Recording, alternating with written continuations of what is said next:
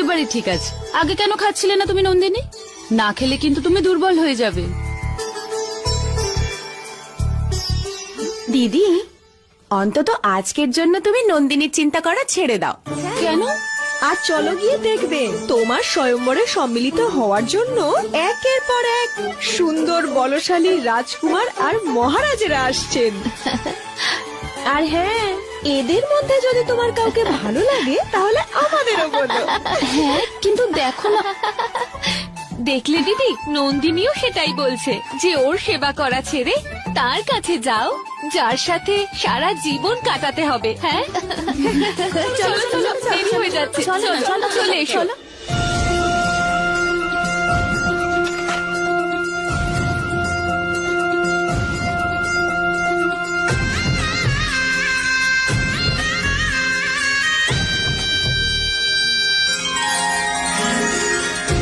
ভদ্রাবতী, গিয়ে দেখো সমস্ত সামগ্রীর সাথে সেবিকারা মুখ্যদ্বার সাজিয়েছে কিনা। যাও যাও, দেখো গিয়ে।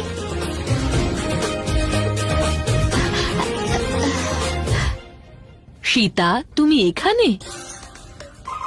এখনো তুমি তৈরি হওনি? আর যেগুলো বলেছিলাম সেগুলো হয়েছে তো? হ্যাঁ কাকিমা, করা হয়ে গেছে। না না না, ওই রাজকুমারকে দেখো। দিদি, ওনার অলংকার দেখো, কত সুন্দর, কত উজ্জ্বল। দেখো দিদি, ওনাকে দেখো, মনে হচ্ছে খুবই শক্তিশালী আর আত্মবিশ্বাসও পরিপূর্ণ। আমার মনে হচ্ছে উনিই বিজয়ী হবেন। হ্যাঁ দিদি। দিদি, দিদি তুমি কি ভাবছো বলো তো? এখনো পর্যন্ত একজন রাজকুমারকেও চোখ তুলে দেখলে না। আমার মনে হচ্ছে দিদি যাকে বেছে নেবে ওনার সাথে দিদি আগেই দেখা হয়ে গেছে, তারই জন্য অপেক্ষা করছে।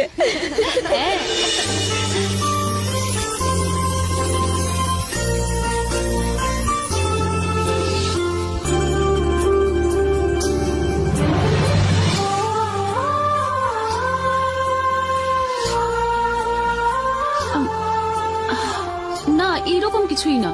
না তাকে আমি কখনো দেখেছি, না তার সঙ্গে আলাপ করেছি। ও,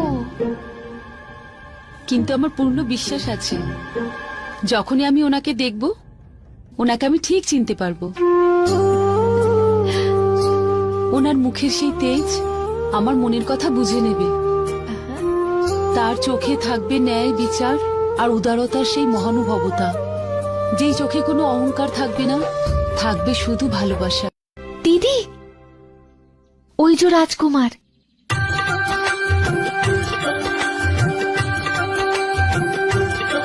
দিদি, তুমি একটা কাজ করো, তুমি ওদিকের পুষ্প তোলো, আমরা এদিকের পুষ্প তুলি।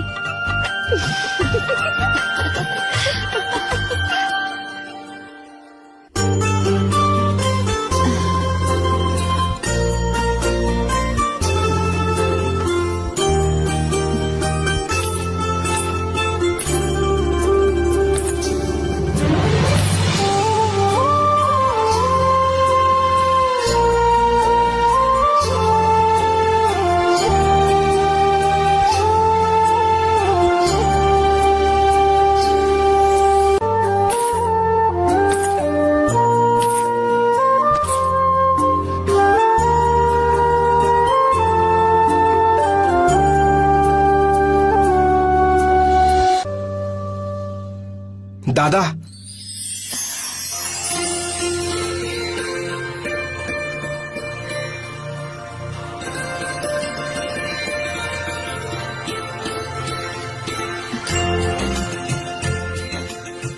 দিদি,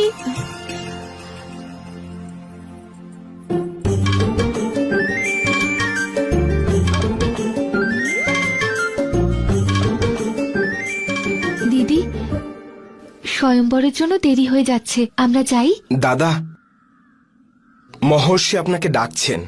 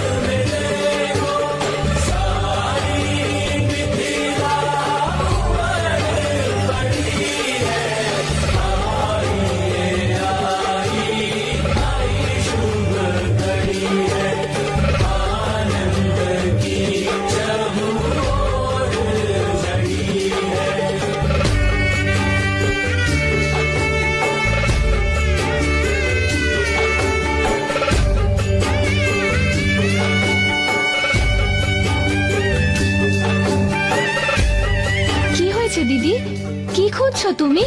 ওটা খুঁজেই পাচ্ছি না। কি? উর্মিলা, আমার কানের দুল।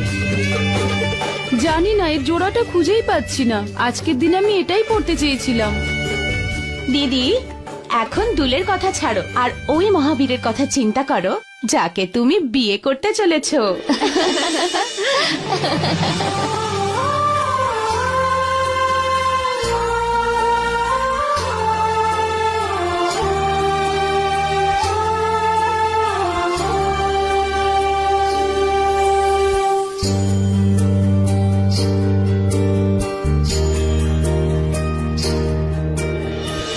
दशरथ नंदन जनक किशोरी दशरथ नंदन जनक किशोरी बंध रही दोनों में जन्मों की डोरी दिख गया है मन पे एक दूजे का नाम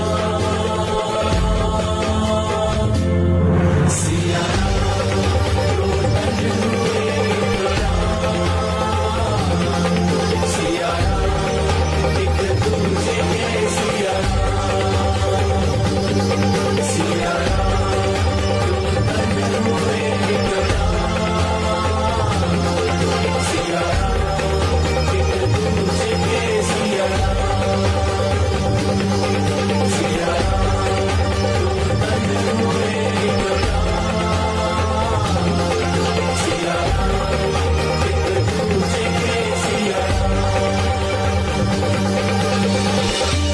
ওই বিবাহ সমগ্র সৃষ্টির জন্য যেন একটা দিব্য মুহূর্ত ছিল। হর্ষ আর উল্লাসের প্রবাহে সমগ্র ব্রহ্মাণ্ড আনন্দে মেতে উঠেছিল। আর রাবণ? উনি তো এই বিয়েতে প্রসন্নই ছিলেন না, তাই না? উনার কি হলো? রাবণ অভিমানে ভর করে মিথিলায় এসেছিল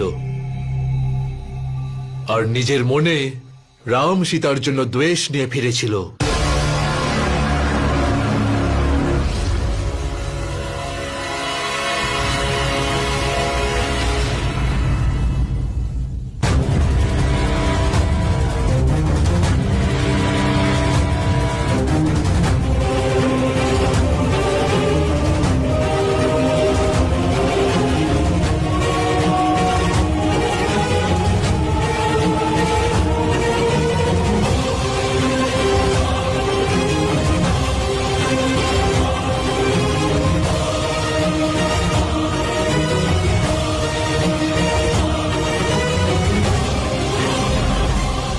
যে নিজেই এত অহংকারী, সে আমার কন্যাকে কি সম্মান করবে? সেই কারণে আমার দৃষ্টিতে আপনি আমার কন্যার যোগ্য পাত্র নন।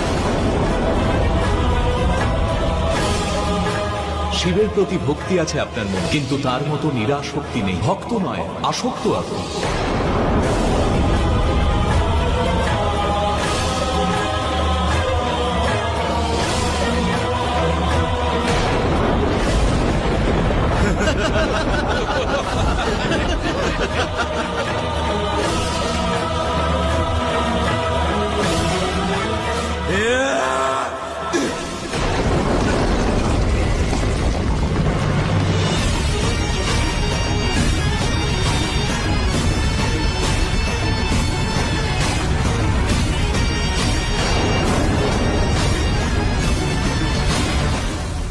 যা কিছু হয়েছে আপনি ভুলে যান স্বামী।